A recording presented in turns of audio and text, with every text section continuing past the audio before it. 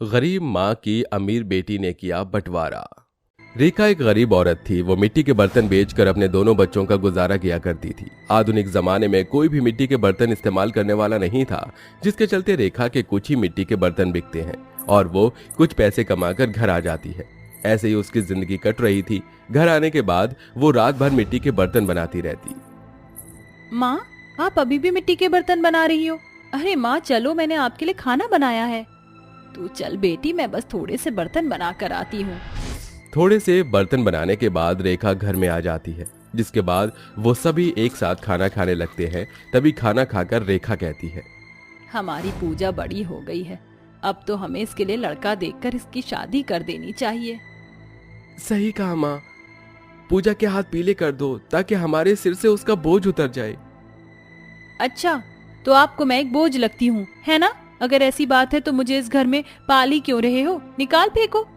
ऐसा कहकर पूजा अधूरा खाना खाकर वहां से उठकर चली जाती है। लगता है पूजा को तुम्हारी बात बुरी लग गई। ये भी ना माँ बीकान में मुंह फुलाकर बैठ जाती है। पूजा को ये बात बहुत ज्यादा दिल में चुभ जाती है। वहीं कुछ ही दिनों में उसके लिए एक बहुत अच्छे घर से रिश्ता आता है। जैसे तैसे करके बेचारी रेखा अपनी बेटी की शादी एक अच्छे अमीर घर में कर देती है और उसकी शादी के बाद वो अपने बेटे कन्हैया के लिए एक बहू भी ले आती है। सब कुछ अच्छा चल रहा होता है। कन्हैया की नौकरी भी लग जाती है और सब लोग हंसी खुशी रह रहे थे। लेकिन शादी के बाद मानो जैसे पूजा अपने परिवार को भूल ही गई हो। कितने दिन हो गए हैं, पूजा से एक बार भी बात नहीं हुई है। अरे कन्हैया बेटा, पूजा को फोन लगाना। फोन लगते ही दूसरी तरफ से पूजा फोन पर गुस्से से कहती है, अरे क्या दिक्कत है माँ आपको? जब देखो फोन करती रहती हो। आपको पता है ना मैं अपने ससुराल में कितनी बिजी रहती हूँ। दोबारा फोन मत करना। अपनी माँ की बात सुने बिना ही पूजा फोन काट देती है और पार्टी में एंजॉय करती रहती है। लगता है बहुत व्यस्त है आजकल। कोई बात नहीं। अपनी बेटी की कड़वी बातें भी रेखा को बुरी नहीं लगती। ऐसे ही कुछ दिन बीत जाते हैं और एक दिन अचानक से पूजा वापस अपने घर एक बड़ी सी गाड़ी में आती है। अरे पूजा बेटी, कितने दिनों बाद तुझे देख रही हूँ। कैसी है तू? नहीं माँ, कुछ भी ठीक नहीं है। मैं अपने पति से लड़ झगड़ कर आई हूँ और अब मैं आपके पास ही रहूंगी। रेखा अपनी बेटी को खूब समझाती है, लेकिन पूजा उसकी एक नहीं सुनती और उस दिन के बाद से वो अपनी माँ के घर में ही रहती है। लेकिन पूजा पहले से बहुत ज्यादा घमंडी हो जाती है और यहाँ तक कि वो अपनी भाभी को देखकर जलने भी लगती है। अरे क्यों नहीं हो सकता? बिल्कुल हो सकता है। बहना, बंटवारा की जरूरत ही क्या है? हम एक साथ भी रह सकते हैं। अरे सब जानती हूँ मैं, आप मेरा हिस्सा भी मारना चाहते हो, इसीलिए ऐसा बोल रहे हो। लेकिन नंद जी, बस करो भाभी। इस घर में आने के बाद सब तो हड़प ही लिया है, अब मेरा हिस्सा भी हड़पना चाहती हो मेरी माँ से? पूजा जिद पर अड़ जाती है, वो किसी की नहीं सुनती। बेटी अगर तू ऐसे खुश है तो ठीक है, इस घर का बंटवारा जरूर होगा, लेकिन एक शर्त है, तुझे उस तरफ अकेले ही रहना होगा। हाँ हाँ ठीक है माँ, इसमें कौन सी बड़ी बात है? वैसे भी मुझे अकेले ही तो रहना है उस तरफ। झोपड़ी के बीच में एक बड़ी सी दीवार खड़ी हो जाती है, जहाँ एक तरफ तो रेखा अपने बेटे और उसकी पत्नी के साथ रहती, तो वहीं दूसरी तरफ पूजा अकेली रहती। लेकिन पूजा अपने साथ लाए हुए पैसों से अपने हिस्से की जमीन पर अपना अच्छा सा मकान खड़ा कर देती है। ये देखकर रेखा को खुशी बहुत होती है। अरे वाह बेटी, तूने तो बहुत अच्छा किया। इतना बड़ा मकान तो मैं कभी जिंदगी में नहीं बनवा पाती। मैं इस घर से गई क्या हूँ, यहाँ तो लोगों ने कब्जा कर लिया है, लेकिन मुझे अपना हिस्सा लेना बहुत अच्छे से आता है। उस दिन के बाद से पूजा हर छोटी से बड़ी बातों पर अपनी भाभी सुप्रिया को ताने देना शुरू कर देती है। हे भगवान, कितनी थर्ड क्लास साड़ी पहनी है तुमने। मेरी साड़ी देखी है तुमने? कितनी महंगी है। और तुम गांव की शादी में इतनी थर्ड क्लास की साड़ी पहन कर जाओगी तो हमारे घर की इज्जत खराब हो जाएगी। ये लो, मेरी साड़ी पहन लेना। अरे नंद जी, आपने मेरे बारे में इतना सोचा, मेरे लिए इतना ही काफी है। लेकिन ये मेरे पति ने मुझे ला कर दी है और मुझे पसंद है। तुम जैसे थर्ड क्लास के लोगों का कुछ नहीं हो सकता। पूजा ऐसा कहकर वहां से चली तो जाती है, लेकिन ये सब कन्हैया सुन लेता है, जिसके चलते उसे बुरा लगता है। ऐसे ही एक दिन पूजा के दिमाग में घर के बंटवारे का ख्याल आता है। माँ, क्या मैं आपकी बेटी नहीं हूँ? आपने मुझे दिया ही क्या है? मेरी शादी करके दूसरे घर भेज दिया, लेकिन इस घर में तो मेरा कोई हक है ही नहीं। अरे बेटी, सब कुछ तेरा ही है। बोल, तुझे क्या चाहिए? मुझे इस घर में मेरा हिस्सा चाहिए माँ। इस घर को आधा करो, एक तरफ मेरा हिस्सा होगा और एक तरफ भैया भाभी का। आपका जहाँ मन करे वहां रह लेना। ये तो कैसी बातें कर रही है बेटी? इस झोपड़ी का भी भला कोई बंटवारा हो सकता है? हाँ माँ, मैं जानती हूँ कि आप कितनी गरीब हो, लेकिन क्या करूँ, मुझे आपकी तरह गरीबी में रहने की आदत नहीं है। मेरे पास जो पैसे थे मैंने उनमें से ही अपना मकान बनवा लिया। अब देखो मेरे घर में एसी भी है, रहने के लिए अच्छा फर्नीचर भी है, बिल्कुल एक लग्जरी लाइफ की तरह। ये तो बहुत अच्छी बात है नंद जी, लेकिन मेरे हिसाब से आपको पैसा देखकर खर्च करना चाहिए। आगे के लिए बचा कर रखोगी तो आपके ही काम आएगा। मेरा पति करोड़पति है, मुझे पैसों की कमी कभी नहीं होगी। कमी तो तुम जैसी गरीब बेसहारा औरतों को होती है, जिनके पति निठल्लू होते हैं और मुट्ठी भर पैसों के लिए पूरे महीने गधा मजदूरी करते हैं। अरे बेटी, इतने बड़े बोल नहीं बोलने चाहिए। मैं तो चाहूंगी कि तू और ज्यादा तरक्की करे। रहने दो माँ, दुआ मेरे लिए नहीं बल्कि अपने बेटे और बहू के लिए करो, उन्हीं को जरूरत है। पूजा अपनी भाभी और अपनी माँ को अपनी अमीरी का घमंड दिखाकर वहां से चली जाती है। लेकिन कहते हैं ना, अंबर पर थूका हुआ हमेशा मुंह पर ही आकर गिरता है। इसी प्रकार पूजा के साथ भी होता है। चिराग को प्रॉपर्टी में बहुत बड़ा लॉस होता है, जिसके चलते पूजा के घर की नीलामी होने तक की नौबत आ जाती है। मैं लुट गई, बर्बाद हो गई, मेरे पास कुछ नहीं बचा। मेरा पति तो कंगाल हो ही गया, अब मुझसे मेरे हिस्से का मकान भी छिन जाएगा। अपनी बेटी को रोता हुआ देख रेखा का दिल पिघल जाता है। बेटी, रोने की कोई जरूरत नहीं है। मैंने तेरे बड़े भाई की नौकरी के लिए पैसे संभाल कर रखे थे, लेकिन कोई बात नहीं, पैसे तो हाथों का मैल होते हैं, फिर कमा लेंगे। तू इन पैसों से अपने इस मकान को छुड़वा लेना। रेखा सारे के सारे पैसे पूजा के हाथ में रख देती है। तब जाकर उसे अपनी गलती का एहसास होता है और वो रोते हुए अपनी माँ के गले लग जाती है। माँ, मुझे माफ कर दो, मैंने कितनी बड़ी गलती की। इस घर का बंटवारा किया, मेरे भैया भाभी को अपमानित किया, लेकिन फिर भी आप सभी ने मेरा साथ नहीं छोड़ा। आखिर तो मेरी बेटी है। तेरी माँ गरीब जरूर है, लेकिन दिल बहुत बड़ा है। पूजा उन पैसों से अपने मकान को छुड़वा लेती है, जिसके बाद पूजा अपने पति चिराग के साथ नौकरी करती है और दोनों पैसा इकट्ठा करके झोपड़ी और मकान को तोड़वा कर एक पूरा मकान बनवा देते हैं, जिसमें पूजा अपने पति, भैया भाभी और अपनी माँ के साथ खुशी खुशी रहती है। शीला आंगन में बैठी हुई थी। तभी उसकी पड़ोसन मनोरमा हाथों में मिठाई का डिब्बा लेकर उसके पास आती है। ये ले शीला, मिठाई खा। अरे, ये मिठाई किस खुशी में खिला रही है? अरे, मैं दादी बनने वाली हूँ। मेरी पूजा बहू के पैर भारी हो गए हैं। मैं चलती हूँ, और भी घरों में मिठाइयाँ बांटनी है। मनोरमा के जाते ही लक्ष्मी अपनी सास को चाय लाकर देती है। सासू माँ, ये लीजिए चाय।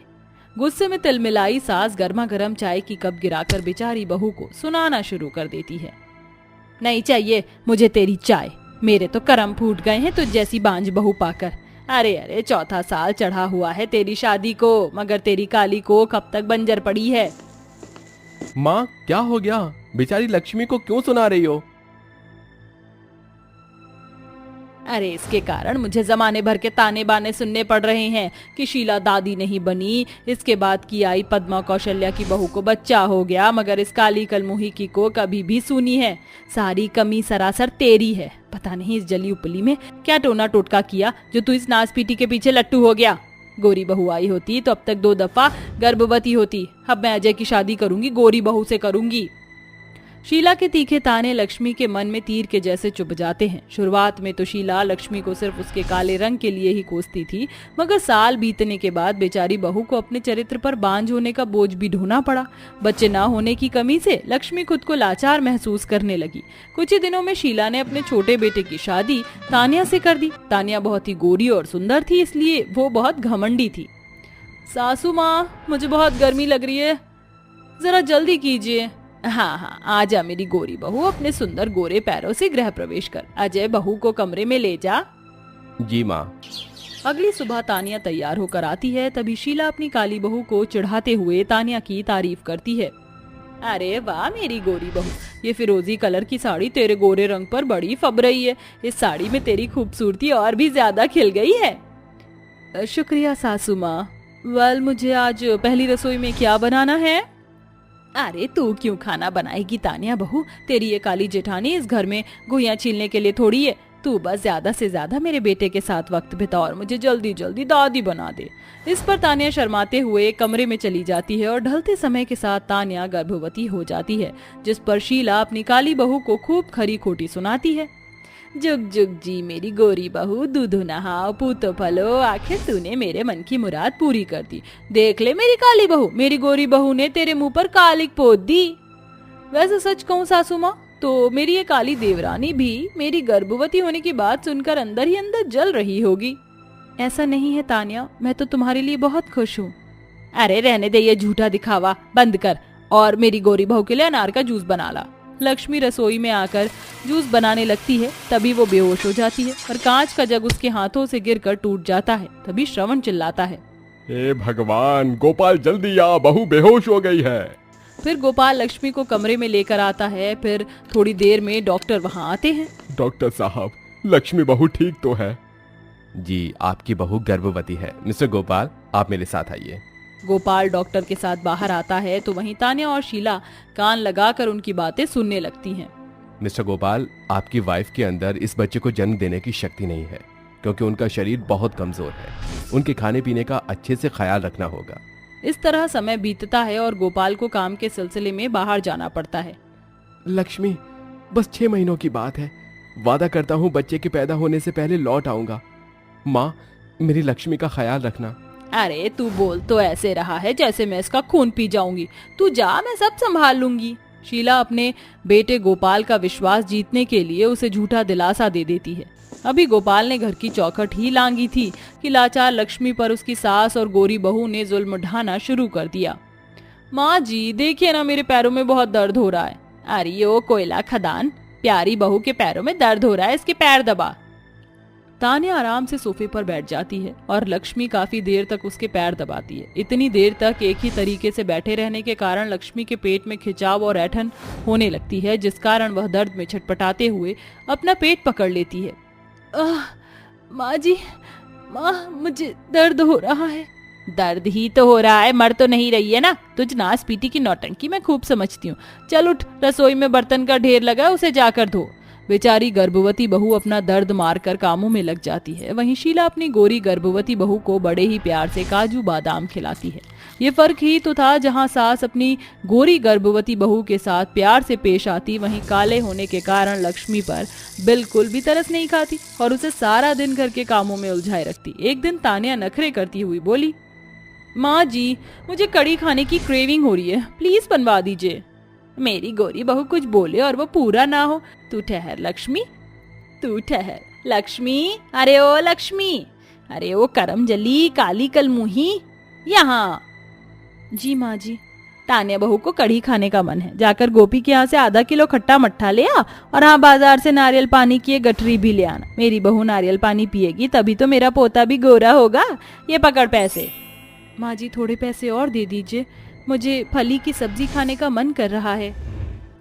आहा, तेरे मायके वालों ने क्या मुझे मनी ऑर्डर भेजा है? मैं तुझ पर एक खोटा सिक्का भी खर्च ना करूं, क्योंकि तेरा बच्चा होगा तो नजर बट्टू ही।